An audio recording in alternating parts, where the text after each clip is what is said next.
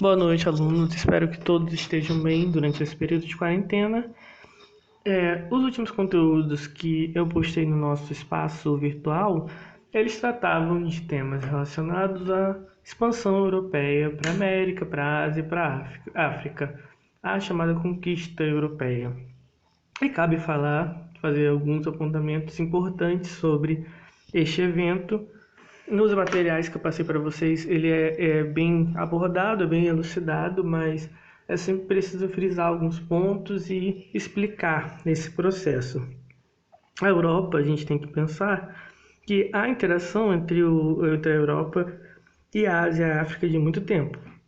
Há muito tempo, a gente tinha o Império Romano que tinha sua sede em Roma, onde a gente conhece a Península Itálica hoje, onde a gente atualmente tem a Península Itálica. O Império Romano ele dominou todo o mundo antigo, incluindo a África e a Ásia, a América não, porque era desconhecida. Não a Ásia inteira, porque a gente tinha Japão, a gente tinha China, tinha regiões que não chegou, os romanos não chegaram, mas eles dominaram uma boa parte da Ásia, da Europa e da África. Então havia interação entre esses continentes, exceto a América, que era até então desconhecida. Não se sabia da existência do continente americano. Entretanto, quando a gente tem a queda do Império Romano, quando o Império Romano ele vai ruir, ele vai ser desfragmentado, e a gente entra no chamado início de Idade Média, a Europa ela se isola, ela se fecha, ela continua tendo interação com o restante do mundo, mas essa interação é muito limitada ao comércio que acontece pelas cidades italianas de Gênova e Veneza e que tem um intermédio ali do chamado Império Bizantino. Então, essa interação ela é algo limitado, ela é algo muito menor do que já foi um dia. Você tem uma Europa que cede a uma tendência ao isolamento. Só que isso vai mudar ao longo desse período denominado Idade Média, por causa do evento conhecido como as Cruzadas, primeiro que foram as expedições organizadas pelo papado, pelos monarcas, a fim de expulsar os muçulmanos que haviam ocupado Jerusalém, e que é um evento importante porque significa a retomada da Europa de certos pontos que eram muito importantes na interação com a África e com a Ásia. Então, pontos importantes a nível comercial, etc. E a partir da retomada desses pontos, a circulação dos europeus nessas regiões vai aumentar.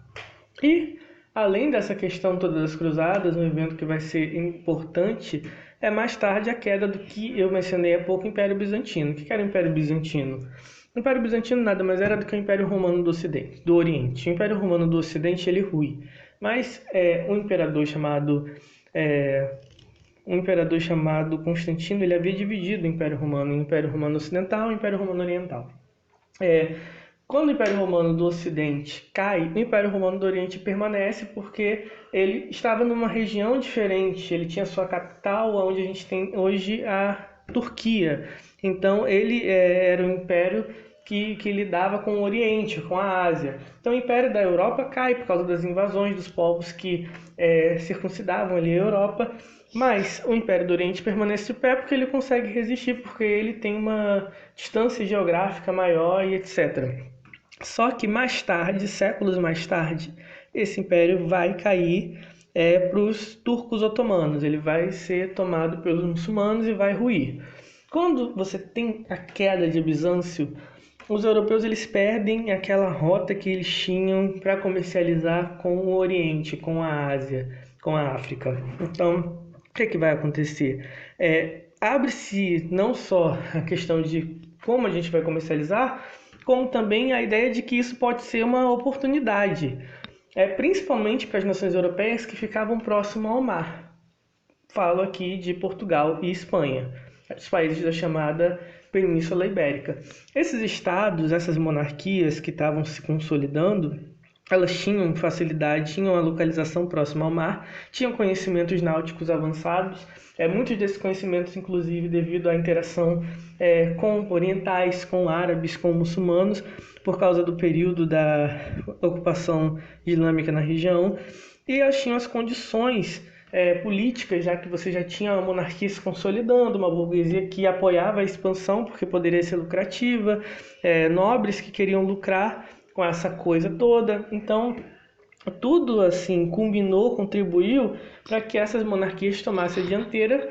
E Portugal vai ser a primeira monarquia, o primeiro estado que se lança ao mar e dá início ao processo em que a Europa ela vai circuncidando primeiro a costa europeia até chegar à África, à Ásia e até por fim chegar na América. E esse processo ele é um processo que atravessa séculos, não é um processo também tão rápido, porque ele tem vários marcos que a gente pode delimitar, e isso também está explicitado no capítulo do livro, lá direitinho, tudo esses marcos todos, mas a gente pode dizer que esse processo se inicia lá por volta do século XIII e até que culminar no descobrimento do Brasil em 1500. E esse processo envolve vários marcos, como a tomada de Celta, a chegada a Timor-Leste, quando os portugueses conseguem lá atravessar o Cabo da Tormenta, que passa a se chamar de Cabo de Boa Esperança, porque eles conseguem fazer a travessia para chegar então às Índias. Então tem vários marcos nesse processo. E também são marcos nesse processo, não só esses eventos protagonizados pelos portugueses, como pelos espanhóis também, que também vão trabalhar em prol de chegar às Índias e vão fazer as descobertas deles e, inclusive, vão chegar à América primeiro do que os portugueses, porque eles procuravam uma outra rota para chegar às Índias. Então, a descoberta da América por Cristóvão Colombo foi uma tentativa fracassada de chegar às Índias, por isso que, inclusive, passa a se chamar América de Índias Ocidentais e os habitantes de índios. Então, esse processo de expansão, esse processo de chegada dos europeus, ele é um processo que envolve muitos interesses e ele é um processo também que vai envolver muita violência. A gente falando assim, soa tudo muito mais suave, de uma maneira muito mais leve do que aconteceu. Os europeus chegaram lá, expansão comercial e tal. Mas entendam que esse é um processo também que envolve interação, mas envolve violência.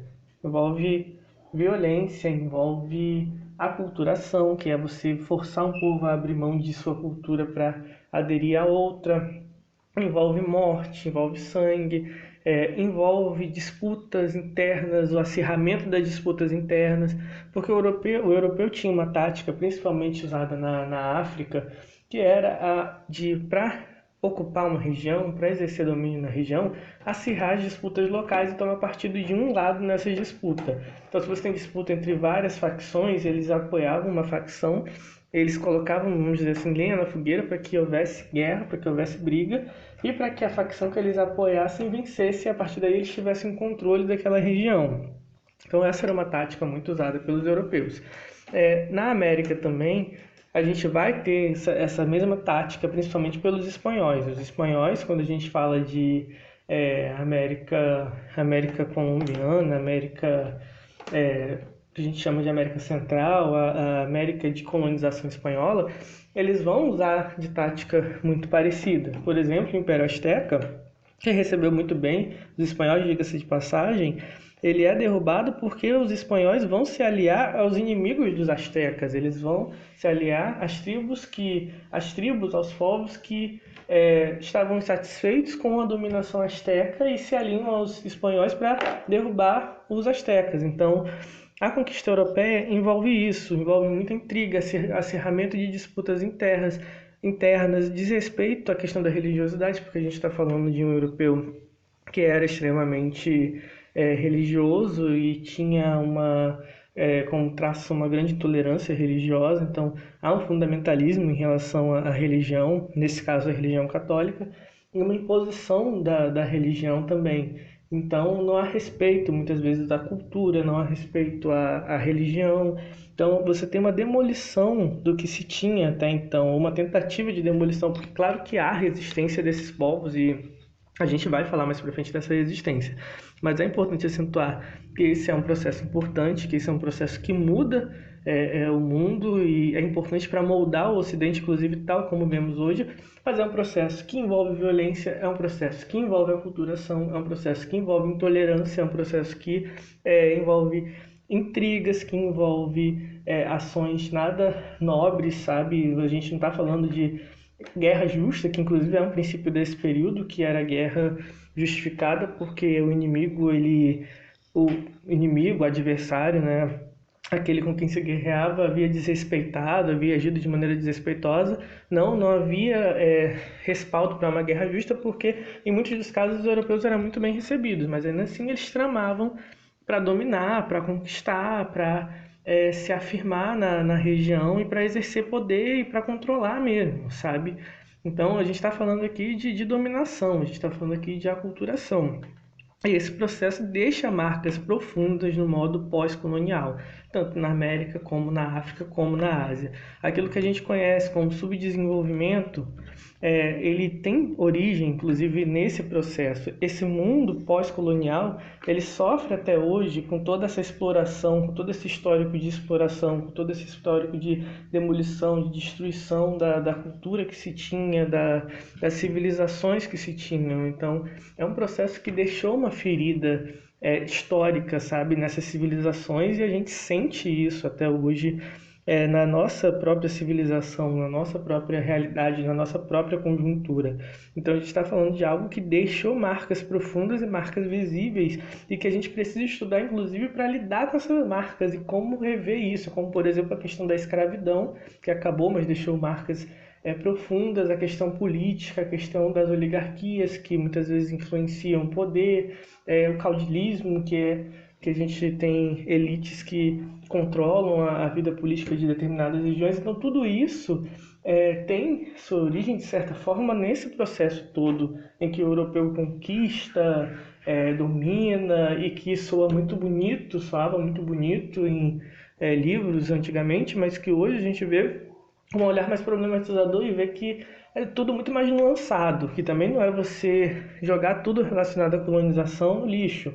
Há questões importantes, a interação cultural, a troca de cultura, claro que a troca de cultura, há tudo isso, há coisas relevantes da gente estudar, da gente entender, e a gente vai entender. Também não podemos ser extremamente maniqueístas, sabe? Simplesmente entender tudo sob uma ótica de vilanizar todo o processo, mas é importante entender que esse não é um processo simplesmente bonito, legal, bacana, mas é um processo que envolveu violência, inclusive violência física, sabe? Eu falo assim de violência de guerra, sabe? E não só de violência de guerra física, como de estupro, como de barbáries mesmo, barbaridades que padres inclusive relatavam na época, porque muitos se posicionaram contra esse processo e esse modo que a Europa age em relação a esse mundo conquistado.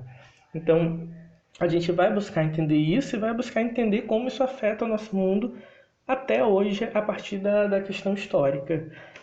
Esse áudio busca trazer esse primeiro contato nosso com o tema, não o primeiro contato, né? Mas busca explicar, elucidar, sabe, questões desse primeiro contato que nós temos tido com todo o material que eu postei. A minha ideia é explicar melhor o conceito, talvez tirar dúvidas em relação ao material que vocês leram, explorar melhor o tema, explicar, trazer uma perspectiva dos fatos daquilo que vocês têm estudado e mesmo dar um material, produzir um material que ajude vocês a entender o que vocês estão lendo sobre o tema. E eu vou produzir mais áudio nesse sentido, porque esse é um tema relevante para a gente estudar, é um tema importante que tem uma ligação muito intrínseca com a nossa realidade, com o mundo atual, inclusive. Espero que o áudio tenha ficado claro. Se qualquer dúvida, é só vocês perguntarem que eu estou sempre disponível para tirar. Uma boa noite a todos.